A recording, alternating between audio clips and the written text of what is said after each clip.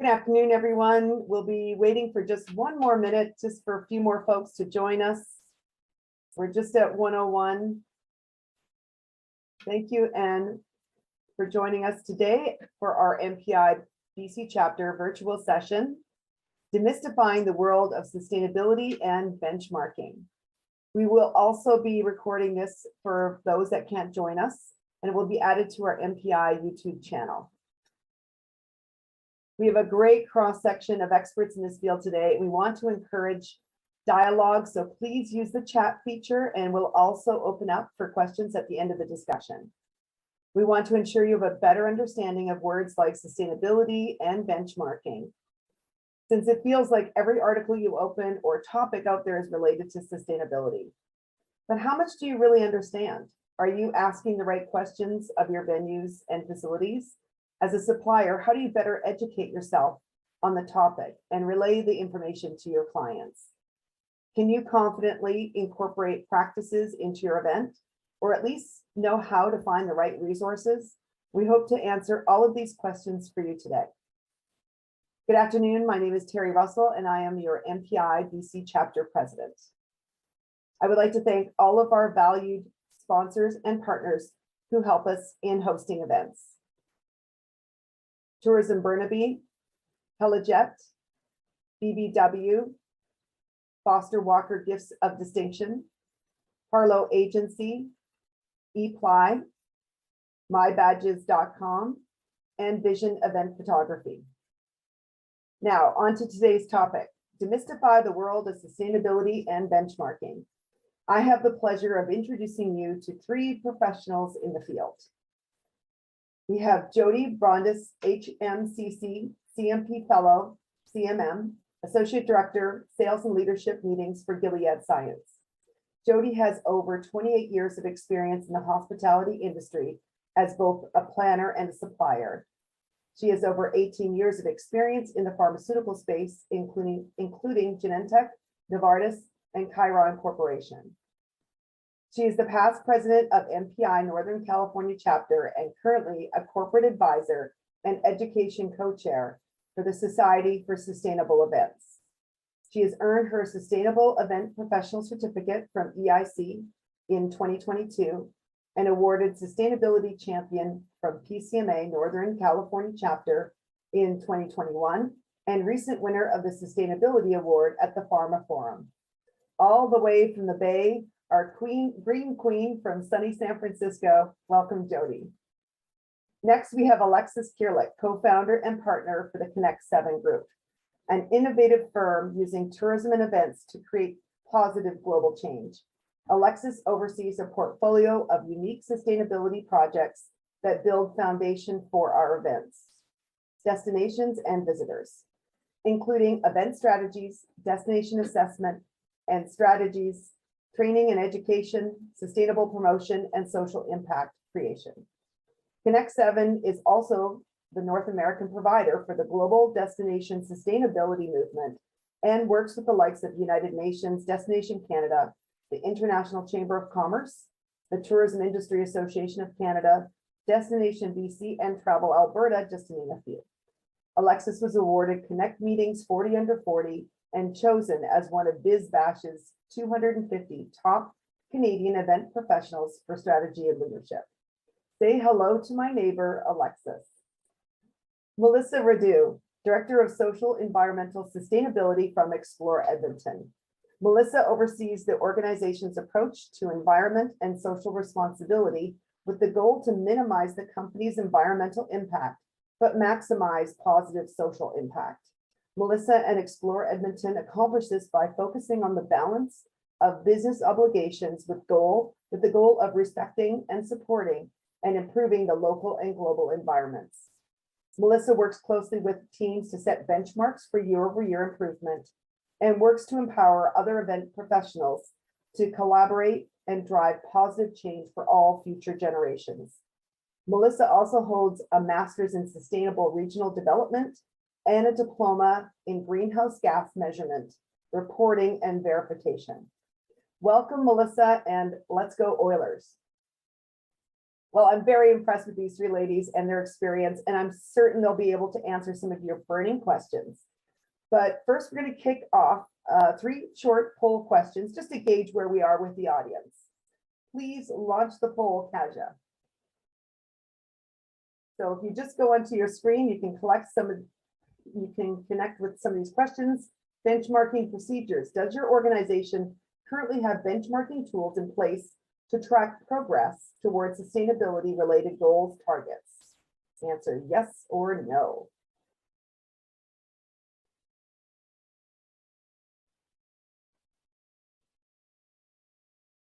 Okay, surprisingly, 69% say no.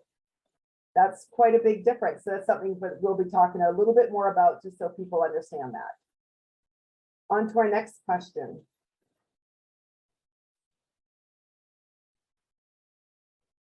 All right. Do we have our next question, Kaja?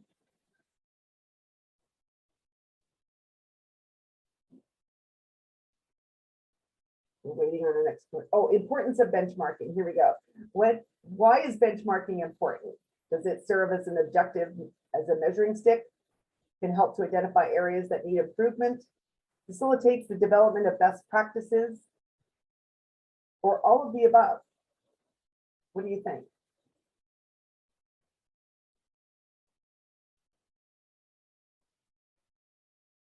All of the above exactly was the right answer. So that gives you an idea of what the importance of benchmarking is.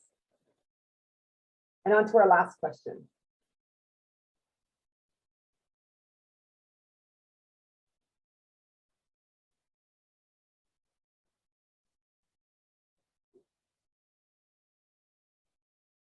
I think we have the last question coming, don't we?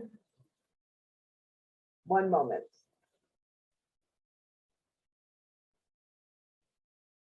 Pillars of sustainability.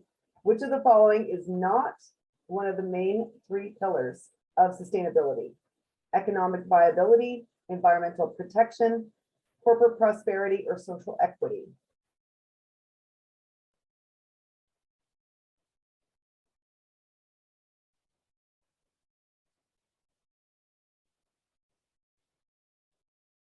So the answer, most people got it correct. Corporate prosperity is not one of the pillars of sustainability. Great, thank you so much for participating in our poll. Let's kick off with some of the questions. We're going to start with Alexis first. Can you provide, Alexis, an overview of what you offer to your clients and what the process looks like? Yeah, absolutely. Hi, everybody. Thanks, Terry, for having us here. And I'm happy to be here with this great panel, Jody and Melissa. So what was the question? What services we provide? Yeah, just a process, an Yes. overview of the process. Okay. we follow. So we, as Terry mentioned, we use tourism and events to create change at Connect 7, and we manage the global destination sustainability movement for North America. And so that's what we're here to talk about today, because our main program within there is actually a benchmarking tool, as we just had some questions on. So we run a benchmarking tool that assesses the sustainability of a destination through about 75 variables. So we collect a bunch of information from a destination and then grade the destination based on environmental performance, social performance, destination performance, and supplier performance. And I think the really important part about this tool is the objective of our tool is to help create more sustainable destinations to host events. And I think what's really important as well is meeting planners don't always know about these tools that are in place or these certifications. Ours is not a certification, but certifications, benchmarks that planners can be asking destinations about. What sustainable services do you provide? What sustainable companies can we work with? And so that's really kind of the ethos of our benchmarking tool. And then I keep saying this is the most important part. They're all important parts, but it's a European program that we've brought to North America right before the pandemic. We've had 3 destinations in Canada previously, Edmonton being one of the first destinations to join. But this year we will be benchmarking 20 destinations in Canada. So that means we have 20 destinations working towards being more sustainable and being able to offer more sustainable services for meeting planners. Wow, that's certainly impressive. It's Just the exciting. growth. And how long has this growth taken place? Like, when did it start, or where are we at in the process? Yeah, so we've actually just kicked off the 2023 benchmarking process. So it happens annually at a certain time.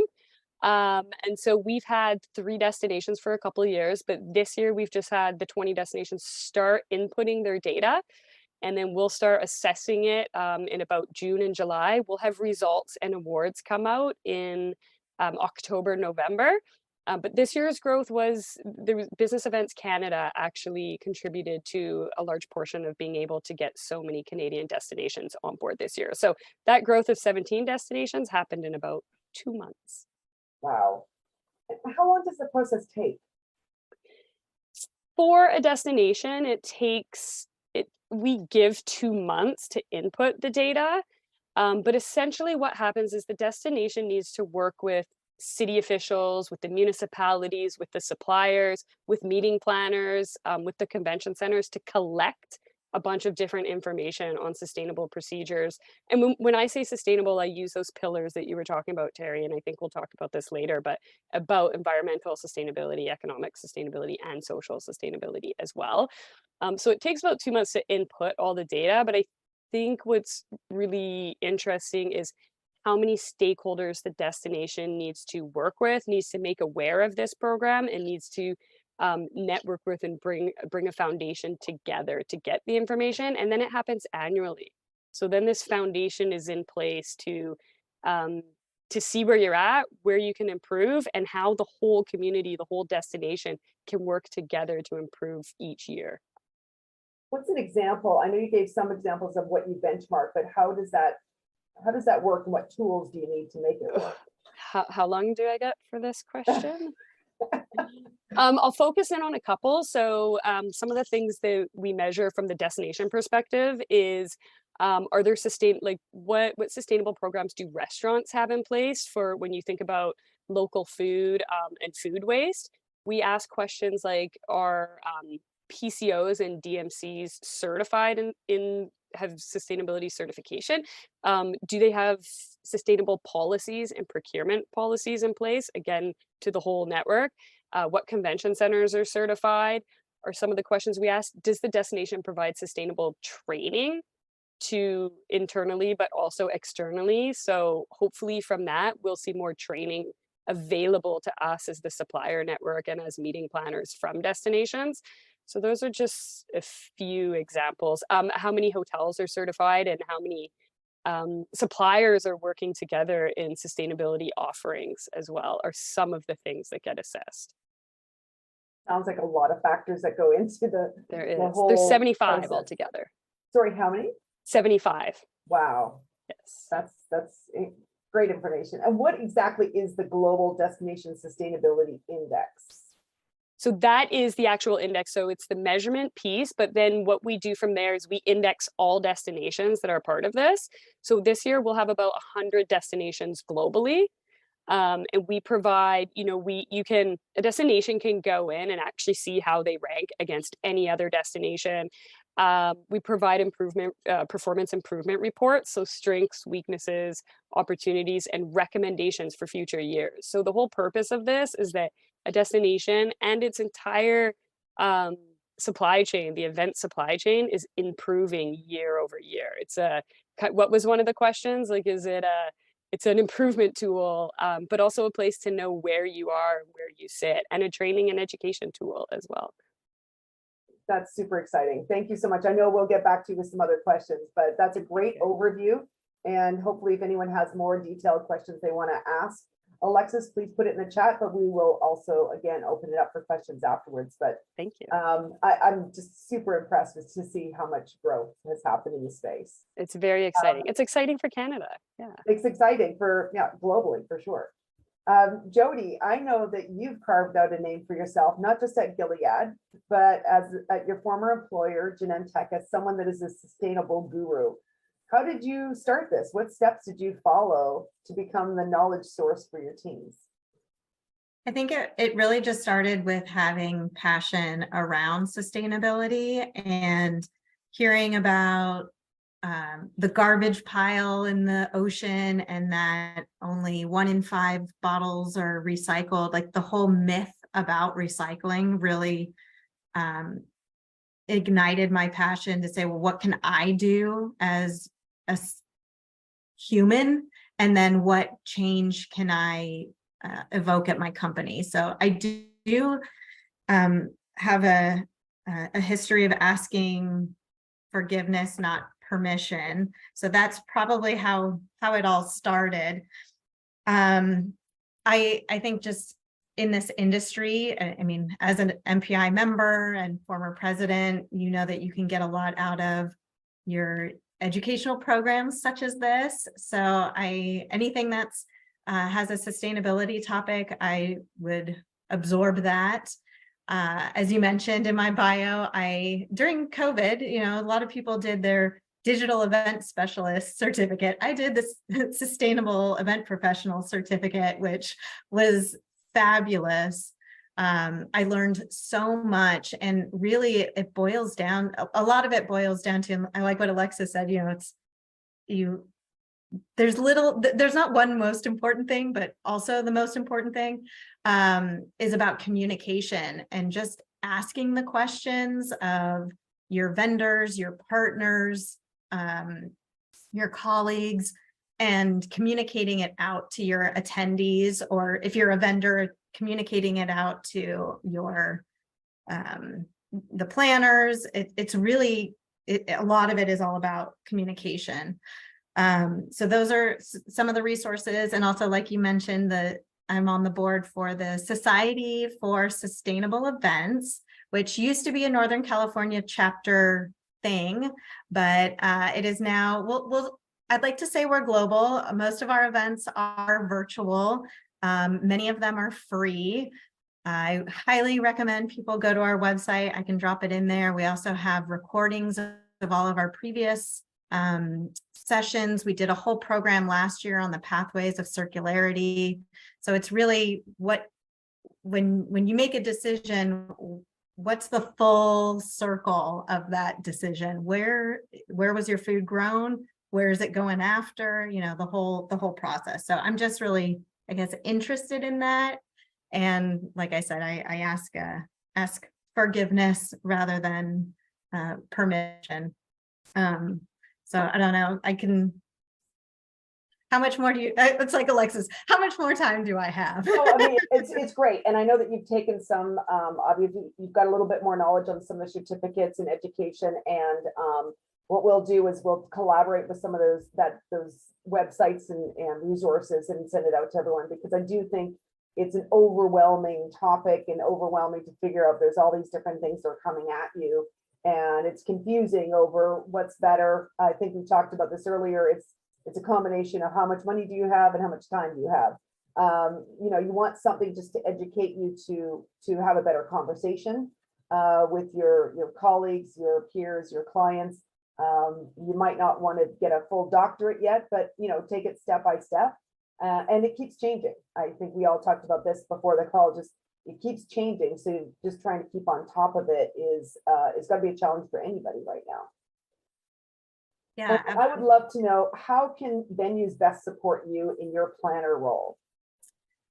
I think the number one thing, again, is communication. As a planner, I think we have a responsibility of asking, putting it in the RFP, being proactive, and really digging into the details of what the hotel can and can't do. Choosing LEED certified venues, choosing locations that are walkable so people don't have to deal with transportation, picking team building activities that have a corporate social aspect to it, instead of everyone going to play golf or spa or something. Do an actual give back. I was just actually in Costa Rica for our incentive, and historically they did a scavenger hunt or one of those team building activities, cooking class, things like that. And instead this year we partnered with the hotel and we did coral replanting, where they go out, reefs are dying everywhere. They go out to the reef, the divers, and fragment break off the coral. And then our team building activity was tying the new coral, the baby coral, to the cage and putting it out into the water. And then we get updates every quarter to see how our coral is growing, which from a sales perspective is great, to show people the continued give back activity that they did. And then our senior vice president can show them, and it's a touch point to continue talking about it instead of just, oh, remember when you went golfing? That's not that exciting. And then, budget and working with the venues to see what, like I said, what they already do that you can take advantage of that's free or low cost. Another thing that we just did too was we rebranded the family restrooms at a venue and put a sign over it to say gender neutral restrooms. So it's just more of a inclusivity of your attendees, putting pronouns, giving them the option to put pronouns like some of us have on our Zoom, putting their pronouns on their badges is free. You're already printing badges. One of changing the menus, not having as many animal proteins, avoiding beef, doing a meatless Monday, and again, communicating it to the attendees as to what you're doing and why. One thing I've been testing out recently is not offering decaf coffee on the breaks, because as you know, coffee is 100. Well, I don't know what it is in Canada. In the US, it's at least $150 a gallon, and very few people drink decaf coffee. So we've either eliminated decaf coffee completely, especially if there's a Starbucks or something at the hotel or the venue that we're at, and if somebody really wants a decaf, they can go get it, or we'll get the instant coffee packets and then you use the hot water that you already have for tea, and they can use it for decaf. So that's kind of where I go with some examples of don't ask permission. No one's gonna miss their decaf coffee, I don't think. Well, and I think you mentioned once to me as well in one of your sessions, people just talking about how to be more sustainable was, why do we give, and I know in the hotel side, some sensitive about food and beverage, but why are we giving people breakfast, lunch, and 2 breaks a day when that's not normally how you would eat in any given day? And it is a bit of a joke when we go in a conference. It's like you're always eating, but why are we doing that when we see so much waste as well at the end of some of these meals? So maybe just cutting something out or cutting something down in order to help that cycle too. Yeah, it's definitely important to know your audience, and if they are a Starbucks kind of audience, then cut down on the breakfast. Dr. Aurora Benton is a great speaker. She's South Carolina, Virginia. I should know, but she was part of one of the teachers in the SEPC certificate, and one of the things that she mentioned, a couple of things that she mentioned that stood out to me is the fruit that you see at breakfast a lot, the cut up fruit where it's like 90% melon, and if you take pictures after your breakfast, it's probably still 90% melon is left over. So knowing your audience there, and also she goes back into the kitchen and is looking at the egg croissant and the sausage patty. They were cutting, it was like 1.5 sausage patties for the egg sandwich. So she said, well, can't you work with your pastry chef to make the croissant smaller so that you don't have to have the half sausage and things like that. And the other part of that, Terry, as you know, with the venue and as a planner, is the food and beverage minimum. So a lot of times we feel the pressure to just put more food out because we have to meet this food and beverage minimum. And what I've been able to do, I haven't had a problem yet, if I'm not able to meet the food and beverage minimum, is I work with the hotel to create box lunches that then get donated to homeless or local areas.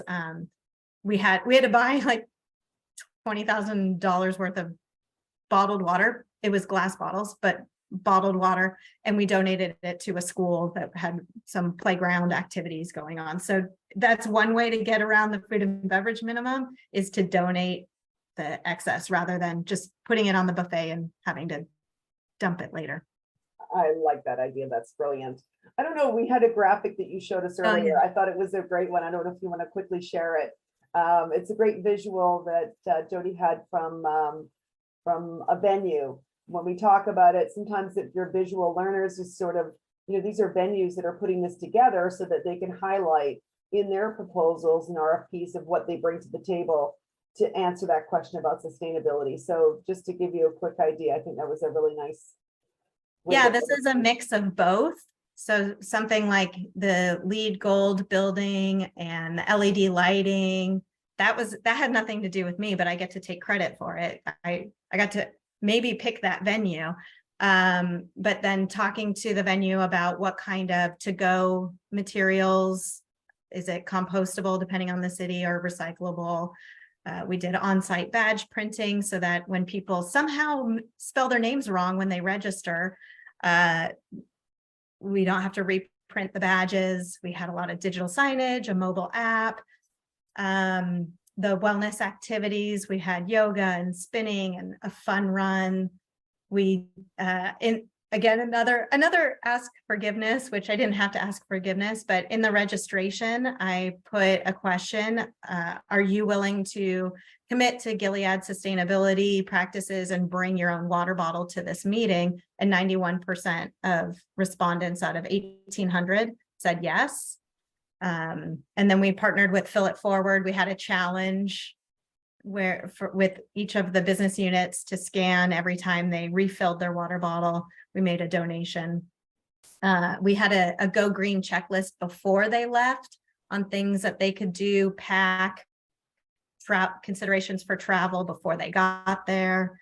And then the other thing I was telling this team before was with One Tree Planted to offset the carbon. I was able to add it into my budget to make a donation to One Tree Planted for each of our attendees.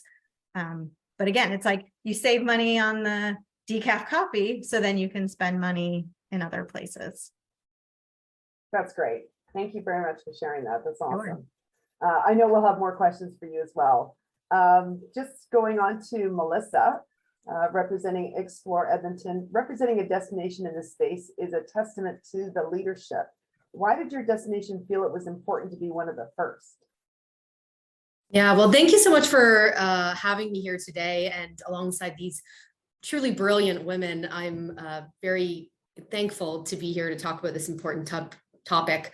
I think I'm going to start because listening to Jody, I just wanted to say that in Edmonton, at Explore Edmonton, we're a little bit unique because in addition to being Edmonton's destination marketing and management organization, we also do manage both of our major event facilities in the city. So the Edmonton Convention Center, as well as the Edmonton Expo Center. So a number of the things that you just saw Jody talk about and that were pictured on that infographic, if there are questions, we're on the other side of that. So if there are any questions in terms of major event venue management and how we can support sustainability in events, I'm also very happy to take those questions.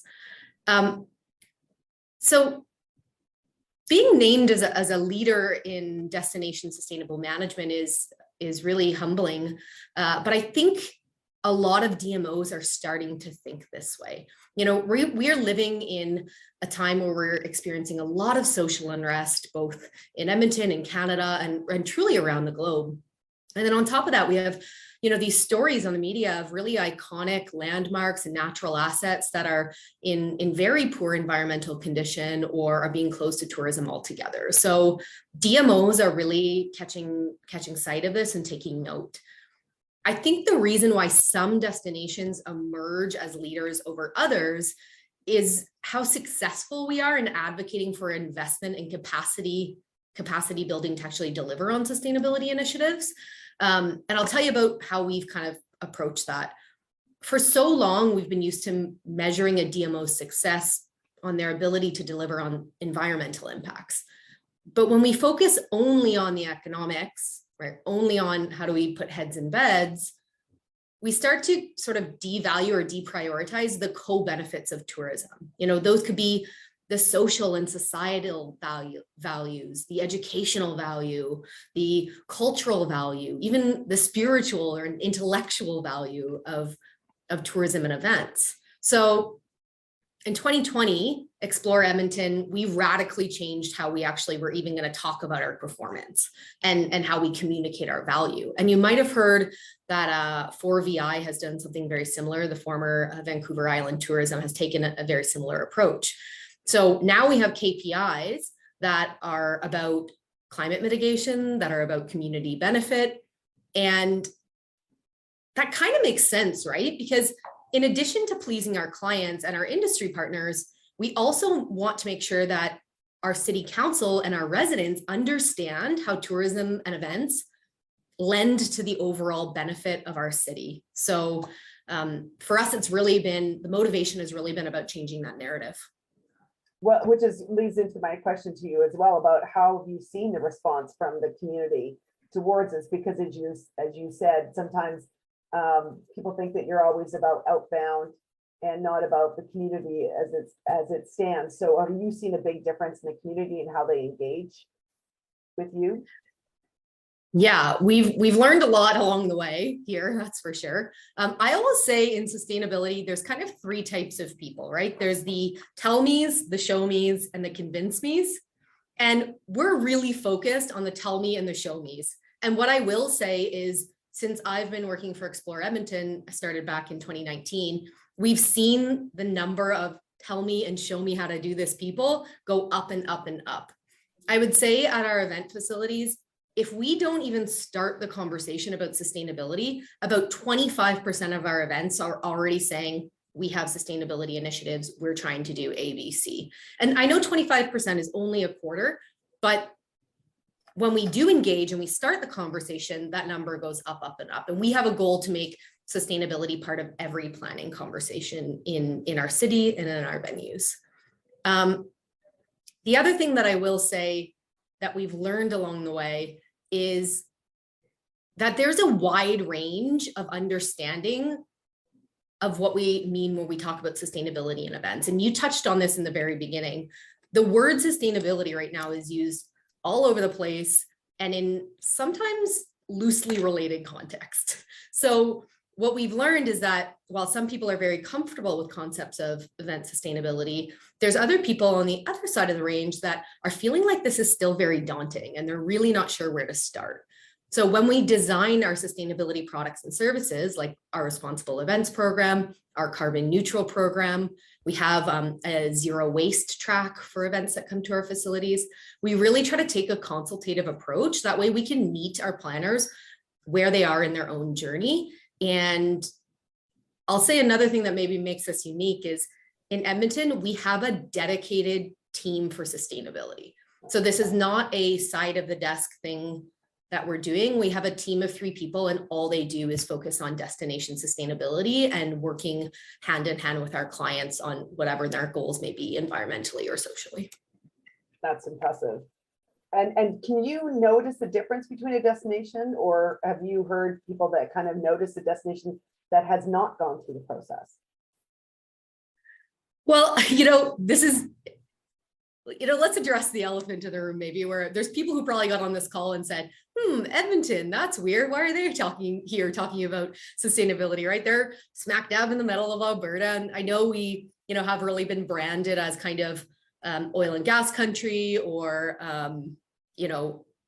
beef country even, right? So I think sometimes people are surprised to see that we're so progressive in this space, but we really are. I mean, our city is doing great work on sourcing renewable energy. We're on our path to be carbon neutral by 2050. We're doubling down on soft transportation. Like there's lots of things that are happening that people just don't know about.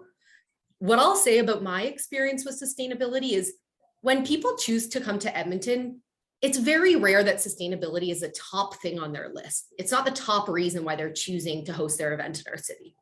But it might be number 2, number 3, or number 4. So we're certainly seeing that it's helping to tick the box on where people choose to bring their events. But more than that, sustainability and starting the conversation about sustainability is an excellent way to start to shift those perceptions and get people to think differently about a particular city. I hear that all the time. People say, I had no idea Edmonton was doing this. I had no idea you had a carbon neutral program. I had no idea that your venues were doing this, that, or the other thing, right? And that is one of the best things for me to hear, because that means that when the word Edmonton is in people's mouths, they're not talking about us in the same way that maybe they used to 10 years ago. And that kind of leads us into the next thing about the pillars of sustainability, which we kind of mentioned. I think there's a lot of misunderstanding or misinformation out there that it's just about recycling. I would love to hear from all of our panelists. What can you share about what social, economic, environmental mean to you? And does one area seem to carry more weight than another? And I know you may all have very different opinions about this, but I'm interested in sort of hearing it. We'll start with you, Melissa, since you're on camera right now, and just sort of hear what you think about the pillars and if one weighs more than another. Well, in an ideal world, we want to picture the 3 pillars of sustainability kind of like a Venn diagram, right? They're not mutually exclusive. They overlap in lots of ways. So think about it this way, right? Any negative environmental impact has a resulting social cost. So for an example, if you're going to go pollute a river or a lake, well, it's likely that someone's not going to be able to fish in that lake anymore for their food, or they might not have access to clean drinking water. So we can't look at them as they're separate, because then we're forgetting part of the equation, and anything in terms of environmental is going to affect humans. So I think ideally we really want to be making decisions in the intersection of all 3 of them. But beyond that, I'll say where people choose to put their priorities is really about what your values are. So we work with different events that say, actually, we're trying to do a lot of stuff in the social space, in the EDI space, in the reconciliation space, creating youth opportunities for employment. That might be something that really connects with their attendees and their mandate. Other groups, particularly in the commodity market or different associations, might say to us, well, we're really, really active in the climate action space, or we want to be more active in habitat restoration. And that's fine. Like, it's too much if you're going to try to do it all. But I would say when you're talking to clients or organizations, asking them where their values already lie and then making those connections is probably the best way to communicate for buy-in. Right. Alexis or Joey? Yeah, so well said, Melissa. So I think the important part is that balance, but not everybody balances, right? I would say since COVID, we have seen so much on the social side about culture, reconciliation, DE&I. I would say I've seen more focus there from events and organizations. What I'm starting to see now, though, is the environmental side's easier to measure. So as measure and benchmarking becomes more important, there's, I don't want to say a shift, but it's almost like COVID created a certain lens and a certain focus on one area. And now with people realizing how important sustainability and benchmarking and measurement is in general, it's creating a lens on a second area. And so we always say that's why you kind of have to sit down and create a bit of a strategy of what your values are as an organization, and what areas of impact or sustainability align with your values, and then start to prioritize and focus. And in the long term, you want to be looking at all 3 areas. Yeah, I don't have much more to add. That's what I would recommend as well, to start with what your company's core values are. You can't boil the ocean. So where do you start? You start with what your company already cares about or can measure. I think as a planner, to echo Alexis, the environmental is the easiest, right? We're just not going to have plastic water bottles or whatever. That's the easiest. I think social is kind of that next step to make sure that your staff that you hire represents the audience, your attendees, that your panelists. I just heard it was actually a sustainability session I went to yesterday. She called it manels instead of panels, because it's just so many men a lot of times in her industry. She works for HP. So trying to get panels to also have diverse thought and as a planner, we may not be involved in the content, but raising that question to the stakeholders to get them to think is something that we can help to control. Yeah, those are very good points. And you're right. And people want to show over year goals, especially in a lot of corporations. And the best way to do that is usually from the environmental piece. But yes, we've all seen a big lens and focus on the social side. I know there's one question here for you specifically, Alexis, in the chat. Do you take reconciliation efforts in mind as part of your 75-point process? Just curious about the efforts to decolonize and indigenize, particularly with Canadian contexts. Yeah, that's a really good question. Thank you for that. So one of the biggest challenges of growing this index globally is the criteria and how criteria applies to different countries. So we're now 20 in Canada, which is about 20% of the measurement overall. So what we've tried to do, we have criteria on social impacts and DE&I. We don't have specifically on reconciliation, but what we do have is that some of those criteria have to be tied to a strategy. One of the biggest pieces of what we try and get out of our criteria is that a destination has a strategy covering all three pillars that has objectives, goals, metrics, and timelines for all three pillars. And then a lot of the elements that you get measured on align to that strategy or have to align to that strategy or have more points for aligning to that strategy. So that's our way of trying to include culture and social benefits and DE&I according to the priorities of that destination or of that country. The other thing I would say is that we have a technical committee for the criteria. And so as a program, we do a revamp of the criteria every 2 years.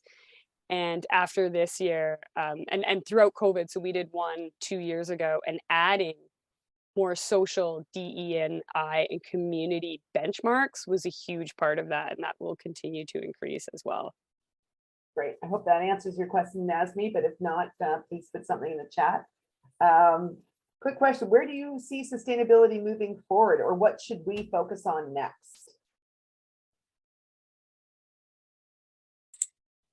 Is that for Alexis or do you want any All of us? of you. Yeah, it's for all of you. Open it up. Okay, I'll go first.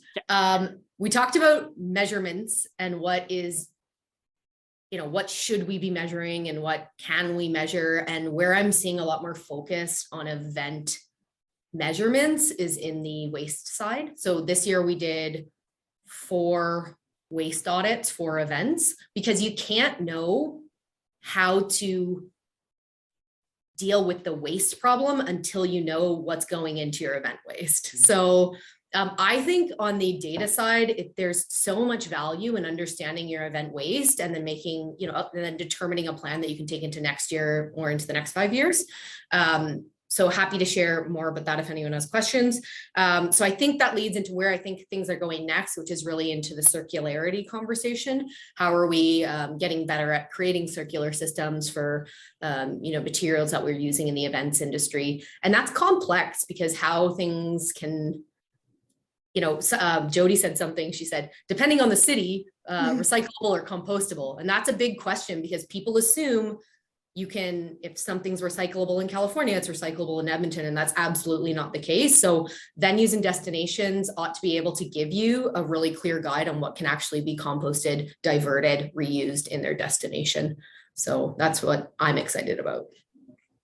Yeah, don't spend the money on compostable materials if the city doesn't compost. Yeah. I would love the future to be sustainability first in the first conversation at the beginning, that it's just the default and not an afterthought, because as we know, the more impact we can make comes from earlier preparation. So that's what my hope is, and I try to spread my passion to my team to get them thinking about what else they can do. I think Melissa said it great as well for the future. I think I see a wave of demand coming for meeting planners who are third parties who have a lot of clients, for hotels, for venues. We've been doing this since before COVID, so I think we start to see some of that first, because even though like our organization focuses on sustainable events. We produce sustainable events since before COVID, but that doesn't mean all of our clients were still investing in it. They may be a purpose-driven organization, but still not investing in it as much previously. So we see it a little more than before other companies in the industry might, and we're seeing a drastic increase in those requests. We now put in all of our RFPs, we put language about who we are as an organization and therefore the type of companies we want to work with and what our sustainability requirements are or will be in the future, so that our suppliers know we're going to start making decisions based on your values and your operations. We are very surprised at how many. Definitely, we want to see way more, don't get me wrong. But and a lot of organizations that we've been working with for a long time that we didn't think would have any sustainability procurement or policies in place that aren't sharing that story, that respond in their proposals with their response to those requests. Maybe still informal, maybe not there yet, but to see that they're all thinking about it and working on it. And I think know that demand is coming. I just think overall we're going to see much more demand, but we're going to see many more organizations and destinations be able to respond to it. I think Edmonton's going to have a lot more competition than they've maybe had in the past, unfortunately for Edmonton. But that's also because Edmonton, to Melissa and your team, like you guys are so open about sharing with other destinations and helping other destinations, and that's also what I've seen in this whole shift. So I think we're going to have more opportunity, I guess, is my short answer. Do you think you'll see less of the diamond or star rating and more focus on sustainability rating moving forward? That's a good question, because that's a very 'Cause good question. I feel like the star rating needs to just generally go away. I think it's kind of done its time, but just because things have changed, not everyone has room service 24 hours, doesn't mean they don't have an amazing facility. So should we rate properties differently or venues differently? I think part of my hesitation in that, Terry, is that some of the certifications for hotels, the sustainability for certifications for hotels, don't mean a whole lot yet in some circumstances. I think, though, to answer it in a different way, what we will see is more promotion of the sustainable hotels or hotels who are acting rather than the luxury piece of it. So like we're now, one of the things we mark in the index is as a destination, when you're bidding on an event, are you sharing your sustainability information and companies in every proposal? So I think we'll start to see more promotion like that. These are the great hotels that we have that you can work with who are sustainable or involved in the community or providing society impacts, rather than necessarily this is your luxury for a diamond property. So a shift in the narrative of it for sure. Got it. And I think there's such a great opportunity, like we are saying about the core values, the hotels and the venues should do that as well. If sustainability is important to you, having linenless tables and things like that. I know Omni does a lot, and the other chains too, where you can get reports of the impact from your meeting and doing that as a default. There was another example with Freeman, because sustainability is so important to them, where they were saying if somebody's requesting signage, the default is corrugated cardboard, not polyfoam. They have to ask for polyfoam. So making that as a venue, as a business owner, kind of forcing sustainability on your suppliers, your vendors, your planners, unless they ask for something else, and then you can educate them why that's not a good idea. It's a great idea. Can I add something to that, just because you brought up values, Jody? Of course. When you're talking about, Terry, about where the industry is going, I think values and staff retention are going to be really important now as we consider the younger generation and where they want to work. They want to work with organizations that have values based on, environmental, culture, reconciliation. So I think, and with us so strapped for staff right now, I think we're going to have values like that in place to get and keep staff. And I have to agree with what both Alexis and Jody said on the certification side too. There are hundreds of sustainability or eco certifications out there, and they're not all created the same. And it's really hard for consumers to navigate what they should even be looking for. So I completely agree that instead of asking about certifications, you can just be more specific about what it is you actually want to know. Like, is your signage recyclable in the town that we're coming to? What are your sustainable procurement practices? What happens to food waste at your facility? Like, those are the types of questions that are really going to help you gauge what sustainability practices are actually happening and how they're moving the mark versus, yes, we have, this badge of honor or whatever it may be. So, and I don't want to say sustainability certifications have no value or they have no place in the industry. Certainly they do, but my preference is to get a little bit more specific about what it is that you're trying to achieve and how venues can support on that. Yeah, That's fantastic. I know we're strapped for time. Quickly want to see if there's any other questions in the chat. And if anybody wants to ask a question to the panelists, now's your time. Please unmute yourself. You do have the ability, and ask one of these smart ladies anything that you want and they can answer you. Otherwise, we will follow up with some details to you with some of the links, as well as some other slides that we did not want to put onto the discussion today, but we can follow that up with you. Other than that, I want to thank our panelists today and our sponsors, and please join us in person for our gala in the garden at Van Dusen on June 21st. But one last time, if anybody wants to ask any live questions.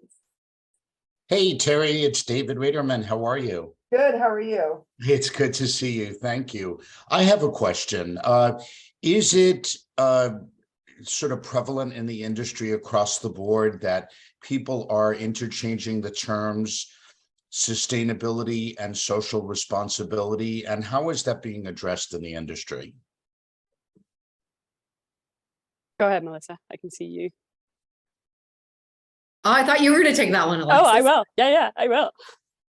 When we say sustainability, we're really looking at that sort of three-tiered approach versus, social impact. We do talk a lot about social impact, and but I think where it gets a little bit muddy sometimes when we talk about social impact is when we throw in the word legacy, because I've heard that a lot, where it's like, what's the social legacy?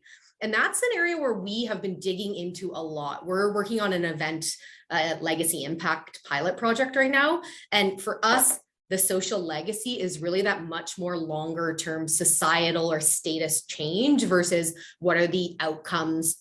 And so sometimes we use social impact or community benefit more interchangeably, but sustainability for us is really that large economic, environmental, and social sort of model. Yeah, I think the terminology now is tough because there's so much. Like, we haven't talked about regeneration today because that'll just confuse everything. So to add on to what Melissa was saying, we're trying to make a shift from just like corporate social responsibility, which is kind of what some people see as like a volunteer day or volunteer hours, to more what Melissa's talking about, really making sure that that's beneficial to the community and that there's an impact there and some change there in working with the community, rather than just kind of, I don't know, a one-way volunteer, if you will. So I think the language of social responsibility is shifting more into being understood more as holistic within holistic sustainability. I think there's still a lot of work to be done on it, but I think it's shifting and it's happening. Well, I think to your point of, separating out the groups or meeting them out between the tell me's, the show me's, and the convince me's was a very interesting concept, because the convince me folks are going to take a whole lot longer. It's almost like in sales, it takes a long time to acquire an account as opposed to retaining an account. So if you're dealing with the show me's, that's like your highest level because they're involved and they want to understand. And the tell me's are kind of like, well, I'm kind of interested. I've heard about this, movement, so to speak, and I really want to know what I can do, but I don't want it to cost me a lot of money. I don't want it to cost me a lot of time. So, you know, it's very interesting as we deal with particularly the corporate market, where they all have their own social responsibility platforms. But when it comes to, you know, some of these higher level, more, I hate to use the word sustainable twice, it is a little daunting and confusing, and you can't boil the ocean. I love that too, because people will all go, okay, we're all in. And then all of a sudden they realize they're in the middle of the ocean and it's wavy and there's lots of sharks out there and all the rest of that, and they can't survive it. So thank you all for your time. I learned a lot today. Glad you did. Thank you. There is One one last more question. Do we have? Yeah, from Nazmi. I think that might be for you or Melissa, Alexis or Melissa. Yeah, I can answer that very quickly, that our 70 criteria, 70 plus criteria are all based on the SDGs as well as the GSTC, the Global Tourism Council criteria, Global Sustainable Tourism Council criteria. So all of our criteria is backed by both of those. Same on our end. Our regenerative tourism strategy is all linked to the UN SDGs and their indicators. But I also want to pass it to Jody because I want to see if it's showing up in her work too. Yeah, well, I was in the infographic, you may have noticed we did have the circle there. So I would put it somewhere in between complement and inform. I would not say not relevant. Everything, and right now for us, it's more about communication, where if we have something, a project or something happening in the business, we will use the goal that is relevant to that project or goal, multiple usually, just as an awareness and again, communication, all about communication. It always is in our business. I agree. Again, thank you so much, ladies. I know some of you've got to run to another meeting, but thank you again for your time. We'll be having some lovely gifts from Marty Foster Walker Gifts of Distinction sent to you, and I'll be bringing yours personally, Jody, next month.